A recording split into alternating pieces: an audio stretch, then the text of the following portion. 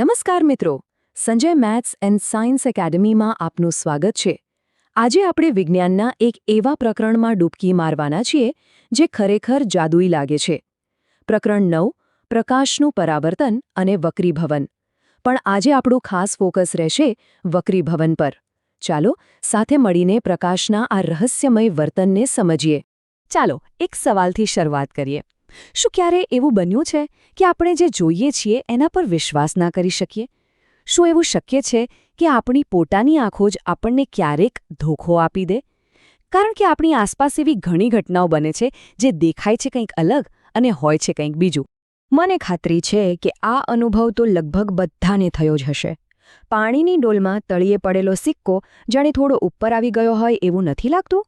કે પછી પાણી ભરેલા ગ્લાસમાં પેન્સિલ મૂકીએ તો એ જ્યાંથી પાણીમાં પ્રવેશે છે ત્યાંથી તૂટી ગઈ હોય એવી વાંકી દેખાય છે. અને પેલું કાચનું પેપરવેટ જુઓ, એની નીચે રાખેલા અક્ષરો મોટા દેખાય છે અને ગ્લાસમાં રાખેલું લીંબુ પણ. પણ આ કોઈ જાદુ નથી હો, આ તો છે શુદ્ધ વિજ્ઞાન. તો આ બધી જ ઘટનાઓ પાછળનું સાચું કારણ શું છે? આ બધા જ ભ્રમ પાછળનું રહસ્ય એક જ શબ્દમાં છુપાયેલું છે, અને એ છે પ્રકાશનું વક્રીભવન. તો શું છે આ પ્રકાશનું વક્રીભવન? એકદમ સાદા શબ્દોમાં સમજીએ. જ્યારે પ્રકાશનું કિરણ સીધી લીટીમાં મુસાફરી કરતું હોય અને અચાનક એનું માધ્યમ બદલાય, જેમ કે હવામાંથી પાણીમાં જાય કે પછી પાણીમાંથી કાચમાં જાય, ત્યારે એ સહેજ વળી જાય છે. બસ પ્રકાશના કિરણની દિશા બદલવાની આ ઘટનાને જ આપણે વક્રીભવન કહીએ છીએ. પણ મોટો સવાલ એ છે કે પ્રકાશનું કિરણ આમ વળે છે શા માટે? એ સીધું કેમ નથી જતું રહેતું?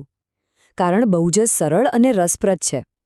કારણ કે જ્યારે પ્રકાશ એક માધ્યમમાંથી બીજા માધ્યમમાં પ્રવેશે છે ત્યારે એની સ્પીડ, એની ગતિ બદલાઈ જાય છે. અને આ ગતિમાં થતો ફેરફાર જ એને વળવા માટે મજબૂર કરે છે. તો ચાલો પ્રકાશની ઝડપના આ ખેલને જરા વધુ નજીકથી સમજીએ. કારણ કે વક્રીભવનનો આખો કોન્સેપ્ટ આ સ્પીડના ફેરફાર પર જ ટકેલો છે. જુઓ, વિજ્ઞાનની ભાષામાં માધ્યમ બે પ્રકારના હોય છે. એક છે પ્રકાશીય પાતળું માધ્યમ, જેમ કે હવા. અહીં પ્રકાશને કોઈ રોકનારું નથી, એટલે એ સસલાની જેમ ખૂબ તેજ ગતિથી ભાગે છે. અને બીજું છે પ્રકાશીય ઘટ્ટ માધ્યમ, જેમ કે પાણી કે કાચ. અહીં પ્રકાશની ગતિ કાચબાની જેમ ધીમી પડી જાય છે. સારું, પણ આપણને એ કેમ ખબર પડે કે પ્રકાશ કેટલો વળશે, ઓછો કે વધારે? એને માપવા માટે વિજ્ઞાનમાં એક ખાસ શબ્દ છે, જેને કહેવાય છે વક્રીભવનાંક. વક્રીભવનાંક આપણને એ ચોક્કસ આંકડો આપે છે જે બતાવે છે કે કોઈ માધ્યમ પ્રકાશના કિરણને કેટલું વાંકું વાળી શકે છે. હવે આ વક્રીભવનાંક શોધવાનું સૂત્ર દેખાવમાં ભલે થોડું અટપટું લાગે, પણ છે એકદમ સિમ્પલ.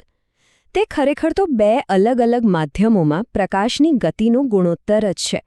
એટલે કે માધ્યમ 1માં પ્રકાશની ઝડપ ભાગ્યા માધ્યમ 2માં પ્રકાશની ઝડપ. બસ આટલું જ. અને હા, એક વાત યાદ રાખજો, પ્રકાશનું આ વળવું કોઈ આડેધડ નથી થતું. એ ભૌતિક વિજ્ઞાનના એકદમ પાક્કા નિયમોનું પાલન કરે છે. ચાલો હવે વક્રીભવનના આ અચૂક નિયમો પર એક નજર નાખીએ. વક્રીભવન મુખ્યત્વે બે નિયમો પર કામ કરે છે. પહેલો નિયમ કહે છે કે જે કિરણ આવે છે એટલે કે આપાત કિરણ, જે કિરણ વળે છે એટલે કે વક્રીભૂત કિરણ, અને બંને માધ્યમને છૂટી પાડતી સપાટી પર દોરેલો લંબ, આ ત્રણેય હંમેશા એક જ પ્લેનમાં, એક જ સમતલમાં હોય છે. અને બીજો સૌથી અગત્યનો નિયમ છે સ્નેલનો નિયમ.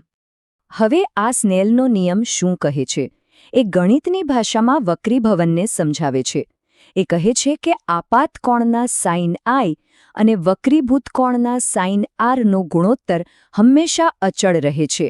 અને આ અચળ આંકડો બીજું કંઈ નહીં પણ એ માધ્યમનો વક્રીભવનાંક જ છે. સારું, આટલી બધી થિયરીની વાત તો થઈ ગઈ. હવે આ બધું જ્ઞાન પ્રેક્ટિકલી કેવી રીતે કામ કરે છે એ જોઈએ. એકદમ સ્પષ્ટ થઈ જશે. આ માટે આપણે એક બહુ જ જાણીતો પ્રયોગ જોવાના છીએ, જેમાં પ્રકાશનું એક કિરણ કાચના સ્લેબ એટલે કે લંબઘનમાંથી પસાર થાય છે. ચાલો જોઈએ કે એ કિરણ સાથે શું થાય છે. અહીંયા ધ્યાનથી જોશો તો વક્રીભવન બે વાર થાય છે. પહેલી વાર જ્યારે પ્રકાશનું કિરણ હવામાંથી એટલે કે પાતળા માધ્યમમાંથી કાચમાં એટલે કે ઘટ્ટ માધ્યમમાં પ્રવેશે છે ત્યારે એ ધીમું પડીને લંબ તરફ વળી જાય છે. અને પછી બીજી વાર જ્યારે એ કાચમાંથી પાછું હવામાં બહાર નીકળે છે ત્યારે એ ફરીથી ઝડપી બનીને લંબથી દૂર જાય છે. અને આ આખા પ્રયોગનો સૌથી રસપ્રદ વિવોડ શું છે ખબર છે? કે અંતમાં બહાર નીકળતું કિરણ એટલે કે નિર્ગમન કિરણ અને શરૂઆતમાં દાખલ થયેલું આપાત કિરણ આ બંને એકબીજાને એકદમ સમાંતર હોય છે. એટલે કે કિરણે પોતાની મૂળ દિશા નથી બદલી, બસ એ થોડુંક બાજુ પર ખસી ગયું છે. તો હવે જ્યારે આપણે આ વિજ્ઞાનના જાદુને બરાબર સમજી ગયા છીએ ત્યારે એક સવાલ તમારા માટે. શું તમે આપણી આસપાસ વક્રીભવનના બીજા કોઈ ઉદાહરણો શોધી શકો છો? રાત્રિ આકાશમાં તારાઓ કેમ ટમટમે છે? કે પછી ચોમાસામાં પેલું સુંદર મેઘધનુષ્ય કેવી રીતે બને છે? જરા વિચારજો, આ બધાની પાછળ પણ આ જ વિજ્ઞાન છુપાયેલું છે. આશા છે કે પ્રકાશના વક્રીભવનનો આ કોન્સેપ્ટ હવે તમારા માટે એકદમ સ્પષ્ટ થઈ ગયો હશે. વિજ્ઞાનના આવા જ બીજા રોમાંચક રહસ્યોને સરળ ભાષામાં જાણવા માટે અમારી સાથે જોડાયેલા રહો. અને હા, જો આ સમજૂતી ગમી હોય તો લાઇક, શેર અને સબસ્ક્રાઇબ કરવાનું ભૂલશો નહીં. આભાર.